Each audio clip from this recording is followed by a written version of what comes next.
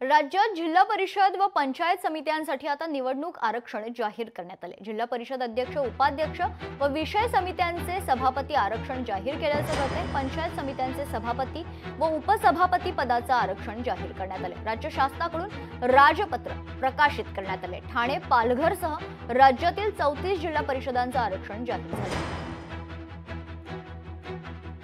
या संदर्भात सविस्तर माहिती जाणून घेऊयात। आमचे प्रतिनिधी चेतन ननावरे आपल्या सोबत जोडले जात आहेत। चेतन, काय सविस्तर माहिती?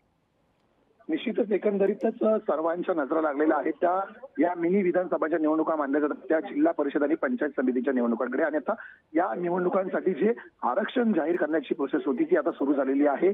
एकंदरीतच आपल्याला माहित असेल की महाराष्ट्रातील या 34 मोठ्या जिल्हा परिषदा आहेत यांच्या जे आरक्षण आहे, अर्थातच अनुसूचित जाती, अनुसूचित जमाती, इतर मागास प्रवर्गाच्या जागा किती असतील, कुठल्या जिल्हा परिषदांमध्ये असतील, या सर्वांची आता आरक्षण आहेत त्या संदर्भातील राजपत्र आहे ते आता जाहीर झालेलं आहे। परिणामी हे राजपत्र जाहीर झाल्यानंतर आता संबंधित जे इच्छुक उमेदवार होते त्यांच्याकडून आता मोर्चे बांधण्याला सुरुवात होताना पाहायला मिळेल। निश्चित, धन्यवाद चेतन आपण दिलेल्या सविस्तर माहितीसाठी।